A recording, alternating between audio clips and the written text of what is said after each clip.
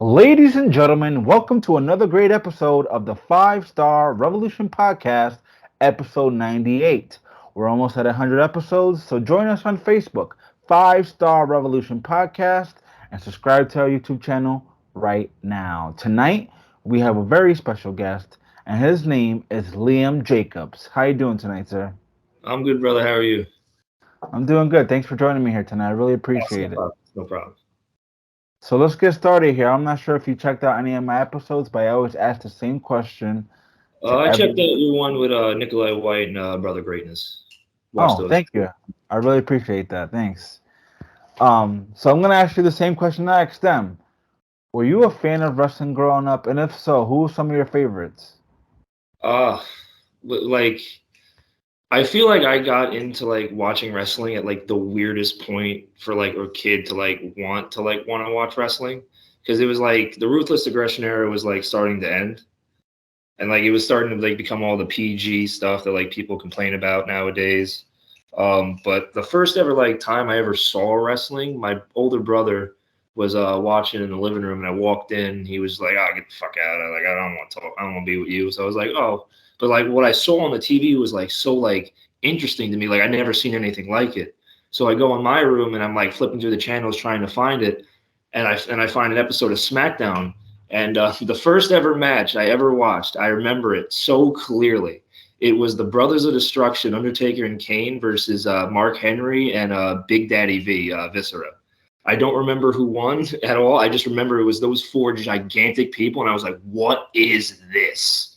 And like right after that, I remember. I don't remember the Royal Rumble of 2008, but I do remember the Elimination Chamber and WrestleMania 24 was like a huge event for me because like it was a birthday present to even get to see the pay per view because my parents like they hate wrestling, so like they're like, "Oh, I don't want you to watch that," but it was a birthday present for me. So like it was seeing that was just a huge moment, and then the moment like really fell in love with it was the moment CM Punk cashed in the Money in the Bank on Edge. That was the moment as a kid I was just like, this is awesome. There's nothing like this. So you got into it when WWE turned to PG era. Yeah. I would say Okay. around 2011, 2012, I fell off for a few years, and then CM Punk brought me back in. What, if you don't mind me asking, what made you fall off for those years? It was I. It could just be because I've always been competing in sports. Like I didn't have an off season. Like WWE doesn't have an off season. For me, it was straight football camp to football season to basketball camp to basketball season to lacrosse camp to lacrosse season, and then it was just all summer leagues for like three different sports. It was just crazy for me. So like eventually, like I was just like, there's nothing really to make me want to waste like 2 hours of my time to, as a kid going through all this stuff to really make me want to sit there and like sit there for 2 hours, you know? And then CM Punk and Daniel Bryan one night, I was like flipping through like TVs, just bored one night. I saw these two having a promo, and I saw CM Punk as WWE champion. I was like, wait, CM Punk is WWE champion? I'm like, there's no way. So like I was watching it, and then there was the week before like he versed Bryan at like Money in the Bank, I think. And I watched that match, and I was just like, man, wrestling's like I forgot how awesome this stuff was. And then I got back into it and stuff, and then I would say the 2016 brand split has made me what I was just like, this stuff is awesome. It made me fall back in love with wrestling and just made me pursue it. So where was that moment in your life where you said, I want to do this? I want to become a pro wrestler? Um, like I as a kid, it was like always like a dream and stuff. Um, like I would pretend with like little belts I made and stuff as a kid. I'd like play with my brothers and stuff. But when I was 16, there was a blizzard where I live, a really bad one. Like we were all like everyone was snowed in. My dad works for the highway department, so when it snows, he has to go to work, and he's usually there for like 3 days when it snows. My mom's a nurse, so she's always like working and stuff. But during the snowstorm, my mom was about to leave for work, and I started like throwing up violently and stuff. My appendix was bursting basically, and if my mom had like, if it my appendix had waited like another hour, I would have probably died. Because my mom would have went to work, I would have been snowed in and stuff. I didn't have a phone at the time, so like I would have been like really screwed. And then once I got better after like the surgery and stuff, it took me like about a month to like get better. And then my brother's like friend had like a few people he knew and like that had like a ring and stuff that they would like practice at and stuff. I went there and like fucked around with them for a little bit. It wasn't anything like too serious. And then I went to a an FTW show. It's Fight the World Wrestling. They had a school in New York. They have one in Florida now. It was the first ever wrestling show I ever went to live, actually, and it was a really really good show. And it made me like just sit there and be like, I think I can do this. So I signed up for the school and never looked back ever since. So what was the school called, and who was the trainer? It was Fight the World Wrestling Academy. It was there was a few schools. At one point, there was three in New York, and then it all went down to one. Now there's just the one in Florida. The head trainer, I think, the one in Florida is Brian Idle. But I would say my two main trainers were Jack Gallo at first, and then Kono Capuccia. I give everything I've ever learned in wrestling, everything I think about. Like I can't even watch wrestling now without hearing all the things that he says and nitpicks. It's just constant, and he is probably the best trainer I could have probably gotten out of. Like there are amazing trainers on Long Island. I'm not saying that there aren't, but out of all the ones that there are, I think I got the one best for me. And it Okay. really makes me sad because on April 23rd, I'm gonna have to kick his teeth in. So you're gonna have a match with your trainer. Is this your first Yep. match with him? No, actually. I had a tag match with him long time ago. It was like a 6-man tag. I got my ass beat. I'll give him that. But basically, me and my older brother Sam Hain, we're gonna beat the crap out of him and this guy Dr. Cube. I don't know if you heard about him. He's doing some deathmatch stuff. He's like a crazy motherfucker, and I'm excited.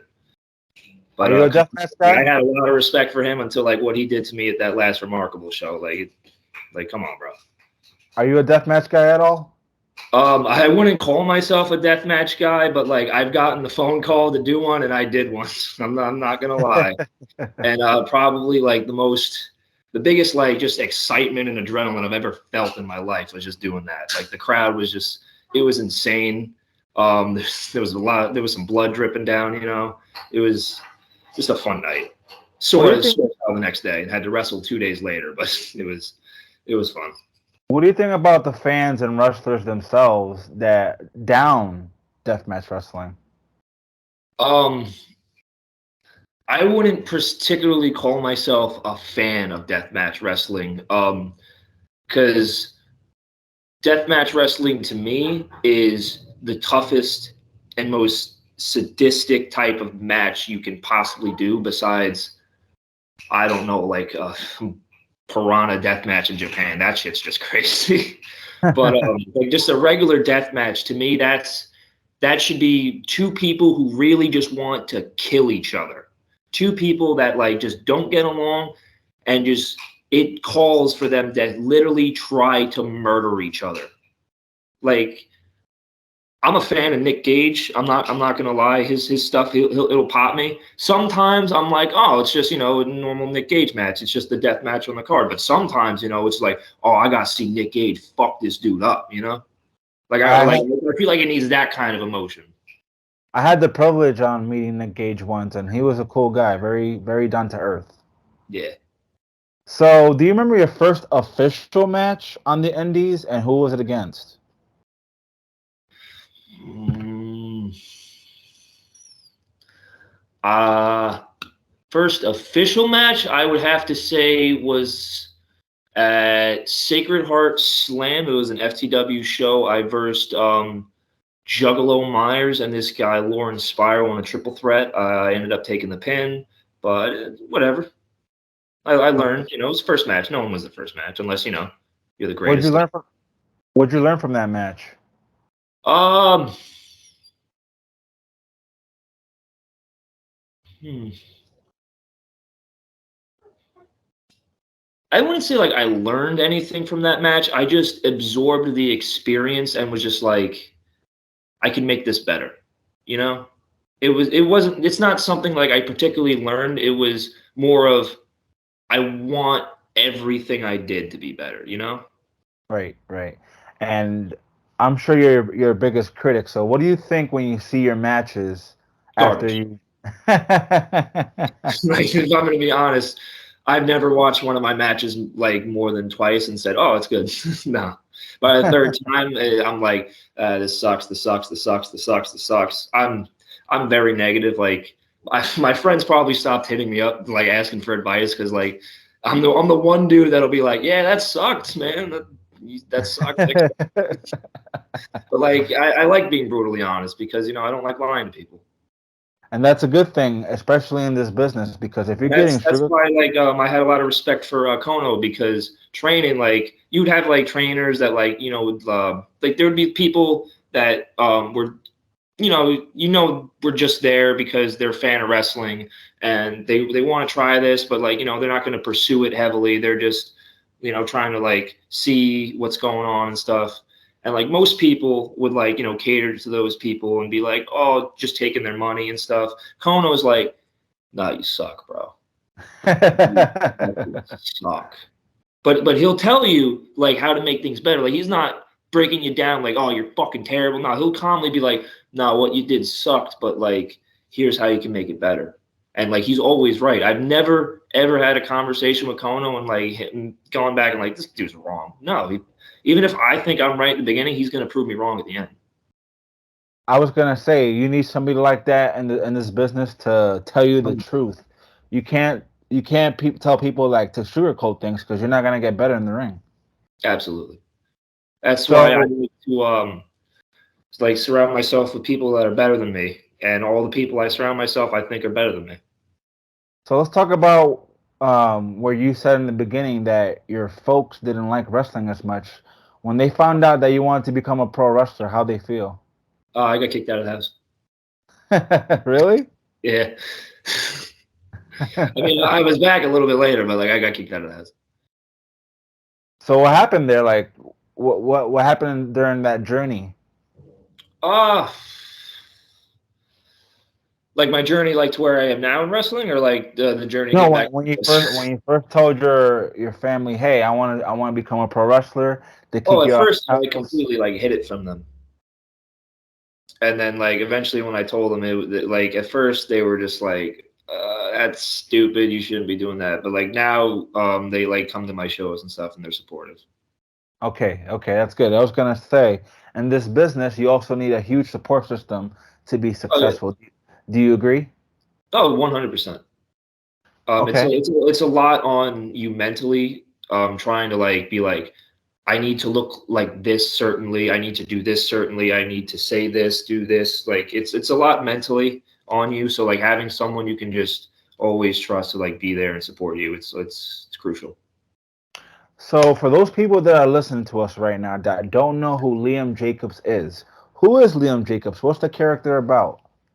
Uh, I wouldn't consider myself like a character because like I was given a few characters to like be, but like it just wasn't me. Like I was supposed to be like a race car driver at one point. Like I went with it because I understand my place. I got to respect people above me. I'm given something. I'll do it to the best of my ability. But like it just wasn't like it popped little kids and stuff. But like to me, that's like I want to be like a competitive professional wrestler and um I went to the CCW dojo for a little bit, like every week and stuff, and then like eventually I got started like getting called noodle and stuff. So like I was like, oh, I'll go with it. Brought a pool noodle and like started fucking around with it and stuff. I beat the crap out of this one dude with it, and then after that it was just like stuck to me forever.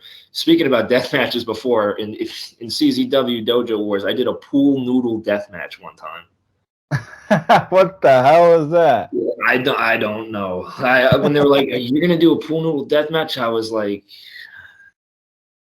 "Do I have to?" Like, it's like I'll do it, but like, are you serious?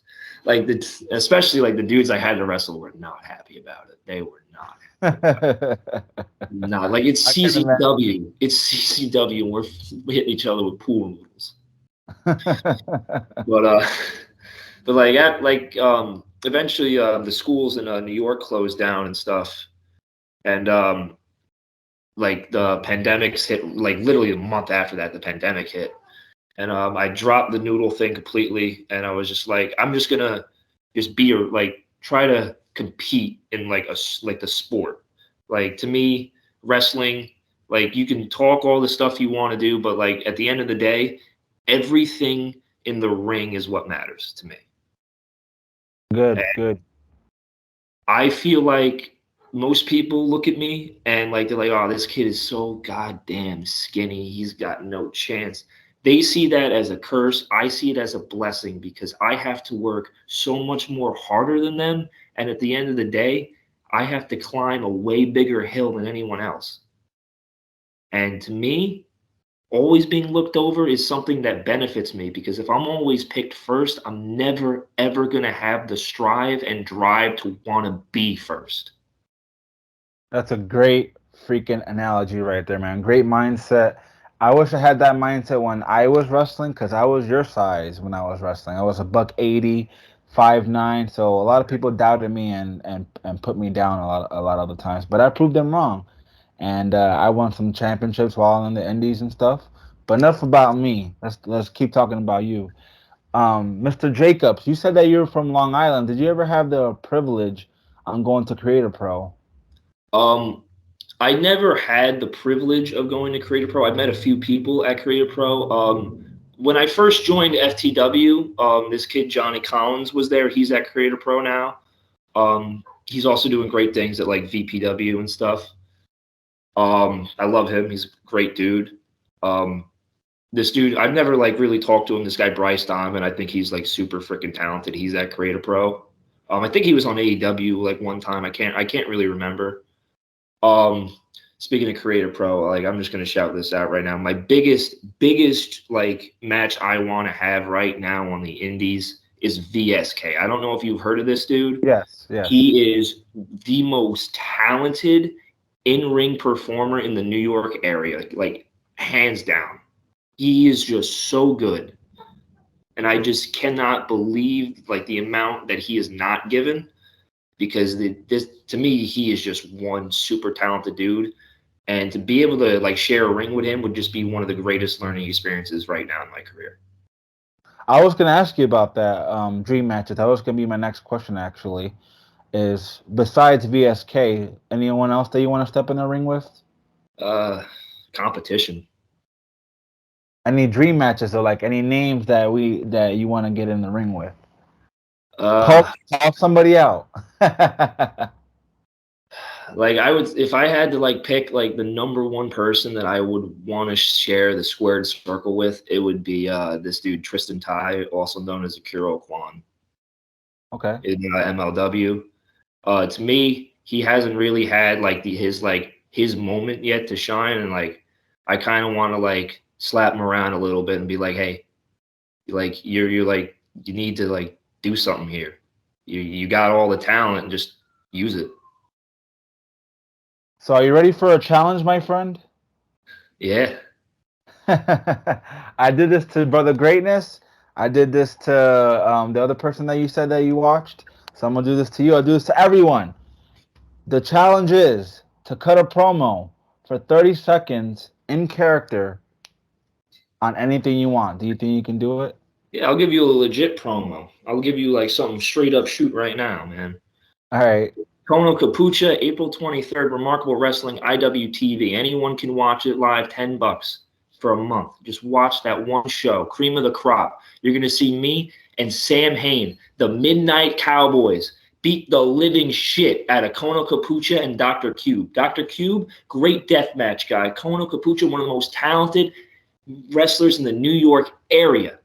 But it don't matter because at the end of the day, the Midnight Cowboys are going to ride off into the sunset with the victory. Not bad. That was really good. Thank you. I appreciate that. So Bald. from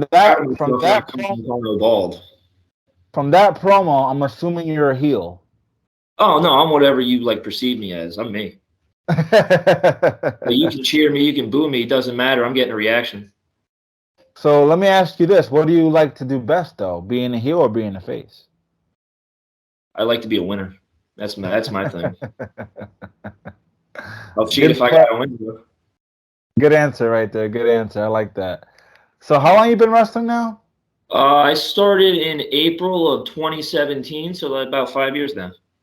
5 years. So imagine 5 years ago. What's one thing you wish you knew that you know now? Don't take stupid bumps, bro. Like I took a bump, a Death Valley onto a ladder one time. My back is still screaming about it. It was the stupidest Damn. bump I've ever taken, and if I could take that back, I would in a heartbeat. Like don't take bumps like on stupid shit. Like if there's no crowd, don't do it. If you ain't getting paid, don't do it. You're gonna get hurt. And that was my problem. I always wanted to take the biggest bumps, and that's why I don't wrestle anymore Yeah, because of those big bumps, bro. So yeah, I definitely agree with that there. definitely. So what's in your future? What can we expect out of you in the next 3 years? Me putting pen to paper, that's what you can expect. Okay. Which Doesn't company are matter. you It looking? doesn't matter if it's Ring of Honor, AEW, MLW, WWE, New Japan, Hollywood, whatever. If But if you had a choice, I had a choice, I'd pick ROH because okay. that's the place in my mind when I first started that I wanted to get to and like just I don't want to go to the big time straight away. I want to hone my craft. That's why I'm happy that I was given the size I was at the beginning because it makes me have to be like, oh, I'm not as big as everyone else. Okay, I have to be better than everyone else. So imagine you're in ROH, your debut. You come out, your music hits, you have a live mic. What are you gonna say? If I had a live mic on ROH TV and like I could say whatever I want, Yes, sir. I would tell everyone like I'd be the biggest heel in the building after this. I'd tell everyone I'm going to commit a great crime. I'm going to pour a cup of coffee into a local water tower for no reason. Okay, that would be something to watch for sure. So, what are you looking to get besides signing the contract? What are you looking to get out of this business? What's your ultimate goal? My old like the reason I like really started wrestling and everything was just that moment to know like I did it. Like I'm not in this for the money. I don't ever like one day actually think that I'll be on WrestleMania or anything like that. I'm not stupid. I'm hopeful. I'm not stupid. But um like to me, I do this until that one match where I just go, I can't top it. That's my moment. That's the thing. It could be tomorrow. It could be April 23rd against Kono. I could just be like, I did my best. I can't do anything better than that. It could be the years from now. It could never happen. I could just one day just be like, I give up. Like it's never going to happen. Or could just randomly happen one day, and I'm just happy with it, and I just want to be completed. I just want that one match that completes my career. So, when that happens, when it's all said and done, do you want to stay in the business somehow? And if so, what do you want to do?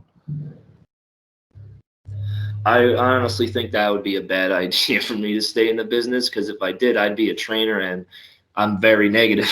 So people would be like, "Ah, this dude sucks," but like they'd be good wrestlers. They might be nitpicked a lot, but they won't be fucking up as much. And a couple more questions for me, Mr. Jacobs. Yeah, no problem, man. You've been in the business for 5 years now, so you Yep. kind of know how to handle things. How do you handle yourself backstage? Like, how do you handle backstage politics? I don't handle them at all. Like I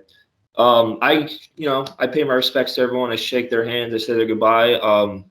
I don't like invade people's privacies or anything. I don't try to like bother people. Like you want to come up and talk to me, come up and talk to me. I'll 100% have a conversation with you. I don't go out of my way to try to like cause trouble or anything. I just stay in my little bubble and just do what I got to do for the night. And last question: when you actually retire, because we all know we don't retire, right? when you retire, what do you want the fans to remember you as? Like, what are your legacy? What's your legacy gonna be? Greatest wrestler of all time. Do you honestly think you can do that? No, I don't. But if I actually do, that would be a life worth living. Okay, sounds good. Well, we look forward to seeing you in the future in the ring. And do you have any social media that you would like to plug? You can just follow me at Liam Jacobs on Facebook, Liam_LJN on Instagram. Well, there you go, folks. Go follow my friends, Liam Jacobs, on social media. Go see him at Long Island, New York, in wrestling, and follow us on Facebook, Five Star Revolution Podcast. Mr. Liam Jacobs, we wish you the best of luck in your career, and thank you so much for coming on my show. No problem, brother. And just remember, everyone, April 23rd, I'm going to break Kono Capucha's fingers. All right, there you go, folks. Have a great day, man. Thank you, man.